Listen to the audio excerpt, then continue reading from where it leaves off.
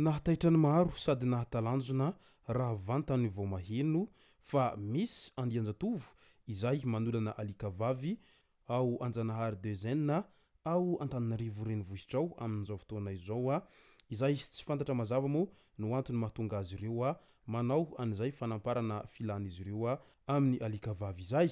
Ka ny pitsopitsony mahakasika an'izay ny fakafakena amintsika atao anatin'ity vidéo ity ka manasa antsika rehetra hanaraka an'ity vidéo ity hatramin'ny farany.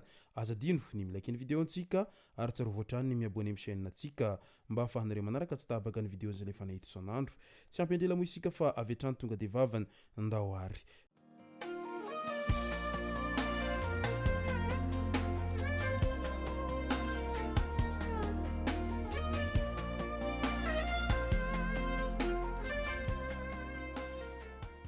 Ny tonga tsy miarahaba hono namantesitra ka dia faly miarahaba isika rehetra mpanaraka tsy tabaka an'ity chaîne ity tenako amin'ity androandroany ity. Arakin'izay efa natsipiko zay dia ny mahakasika ny raharaha fanolanana alika no tena iompanantsika atao anatin'ity vidéo ity. Fa milohan'izay dia andao aloha resantsika ireto tsara ho fantatra manaraka ireto. Fampidiran-jiro tsy ara-dalàna, nahitana fampidiran-jiro tsy ara-dalàna teny ambohy manambola-teny.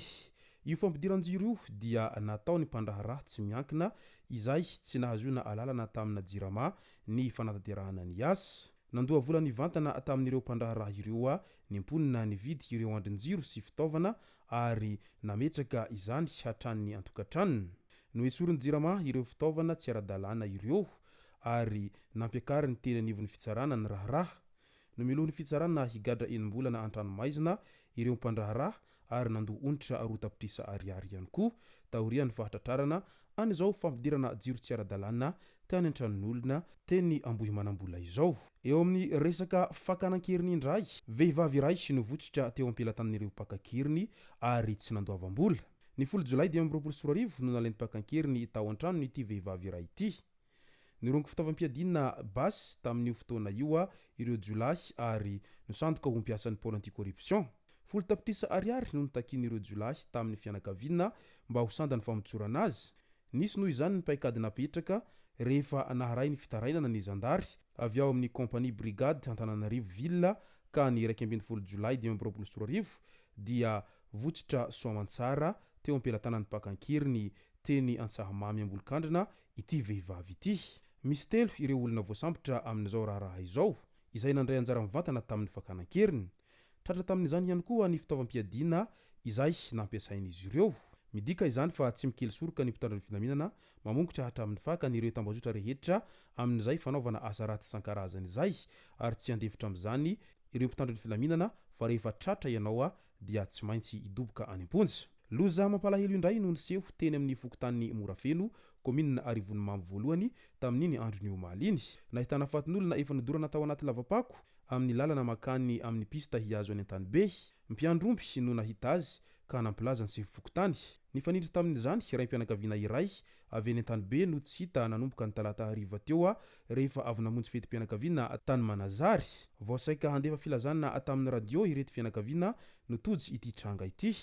Ny bankiraro sy ny abin'ny tiserta sisa Tsomay teo amin'ny razana no namantarana reto zanany telo mirahalahy tonga nanatrika teo fa tena ray ny omaty io izay nisy namono sy nandorio.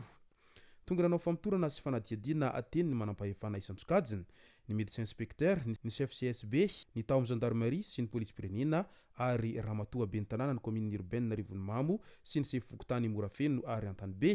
Tena efa nivadika biby ny olombelona amin'izao fotoana izao efa tsy haintsony izay hiainana amin'ity resaka tsy fandriampahalemana etsero ity indrindra fa ny resaka von'olona mahatsiravina izay tena hita fa nahazo vahana tato ho ato noho ny afitsoko n'ireo tsy valaharina sy tsy mahataho-tody amin'izay hetraketrakin'izy ireo izay. Firehetana fiara fitateram-bahoaka mampitohy any Brickaville sy Ambahibo no nirehitra 2 kilometatra tsiditra ny Morarano Krom tamin'ny andro ny 17 Jolay tamin'ny 1:12 ora sasany antoandro tany hoany. Tsy nisy ny ainana fohy saingy mbola tsy fantatra mazava izay antony nahatonga an'izao firehetana izao ka dia mankahery ny tompon'ny fiara amin'izao firehetan'ny fiara izay novidiana lafo nefa dia maiky lafo-rehitra tao anatin'ny indray mipimaso ity. Ka ny hafatra ho anareo mpamily araha maso tsara ny fiara ary atao foana ny visite teknika mialohany hiaingana fa sao dia hitera-doza ho anao sy ho an'ny hafa raha toa ka atao kitoatoa izany fanaraha-maso ny fiara izay ho ampiasainao izany. Tany Mahajanga indray Narinireny ilay zaza vao roa volana monja. Zazalahy mena vava eo amin'ny roa volana eo a no napetraky ny reniny tamin'ny ankizy iray izay 7 taona rehefa nilaza hividy zavatra ilay reniny ka tsy niverina intsony ilay reniny taorian'izay izay tranga niseho tao amin'ny fokotanin'ny Ambalavola mo ity tranga fanariana zaza ity.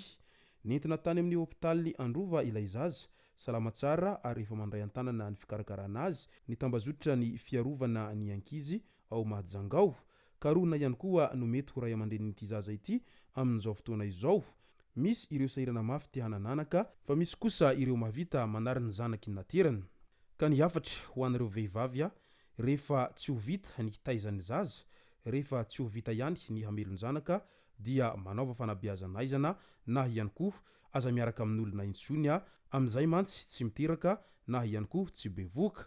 Misy mantsy ireo zay tena mankafy an'izay fiarahana amina lehilahy etsiro izay nefa rehefa hamelony zanaka amin'izay dia iny fa tsy vita ka izay no antony mahatonga an'ireo olona marobe manary ny zanany izay.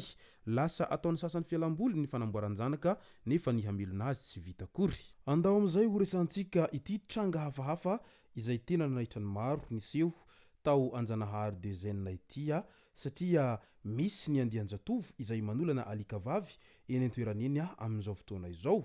Misy andian-jatovo manolana sy mampijaly alika vavy mandritra ny alina maromaro teny Anjanahary Dezenina teny. Nanamparan'izy ireo ny filany ilay alika sy mba ny fanaovana malotony. Nendahan'izy ireo ny hoditra ilay biby, tondrahany asidra ihany koa, feno dianantsy ny vatany ary lasa jamba ilay alika. Karohina mafy ireo andian-jatovo ireo ankehitriny amin'izao asa ratsy izay ataon'izy ireo izao. Asa hoe inona marina ny zavatra nohoan'ry zalahy reto no mahavita manolana alika toy izao.